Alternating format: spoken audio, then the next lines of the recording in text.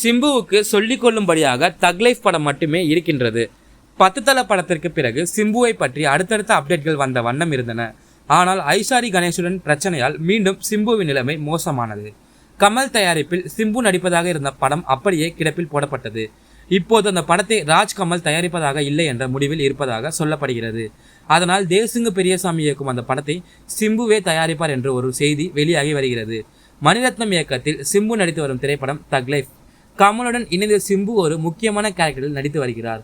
அதற்கான டப்பிங் வேலையில்தான் இப்போது சிம்பு ஈடுபட்டு வருகிறார். இந்த நிலையில் மலையாள படம் 2018 படத்தின் இயக்குனர் ஜூட் ஆண்டனியை வைத்து ஒரு படம் பண்ண வேண்டும் என லைகா லாக் செய்து வைத்திருந்தது. ஆனால் அது அப்படியே டிராப் ஆனது. இதனால் ஐஷாரி கணேஷ் அந்த ப்ராஜெக்டை கையில் எடுத்தார். அது மட்டும் இல்லாமல் இதில் சிம்புவை நடிக்க வைக்கலாம் என்று ஐஷாரி நினைக்க படத்தின் பட்ஜெட்டை கேட்டு கொஞ்சம் ஐஷாரி தயங்கினாராம். ஏனெனில் படத்தின் மொத்த பட்ஜெட் 150 கோடி என்று சொல்லப்படுகிறது. அதனால் ஐஷாரி பின்வாங்கியதாக சொல்லப்படுகிறது. இன்னொரு பக்கம் படத்தின் கதை அல்டிமேட்டாக இருப்பதனால் சிம்புவுக்கு இந்த கதை விட மனசு வரவில்லையாம். அதனால் தன் நண்பரான மகத்தை ஏஜிஎஸ்க்கு அனுப்பி அங்கே பேச்சுவார்த்தை நடத்த சொல்லியிருக்கிறார். ஏஜிஎஸ்க்கு படத்தின் கதை மிகவும் பிடித்து போக அவர்களும் பட்ஜெட்டை கேட்டுதான் யோசிக்கிறார்களாம். அதுவும் இவ்வளவு பட்ஜெட்டில் சிம்புவை வைத்து எடுத்தால் சரி வருமா என்று யோசிக்கிறார்களாம். அதனால் சிம்பு தில் ராஜாவை அணுகியிருப்பதாக சொல்லப்படுகிறது. தில் ராஜாவிடம் இருந்து இன்னும் எந்தவித பதிலும் வரவில்லையாம்.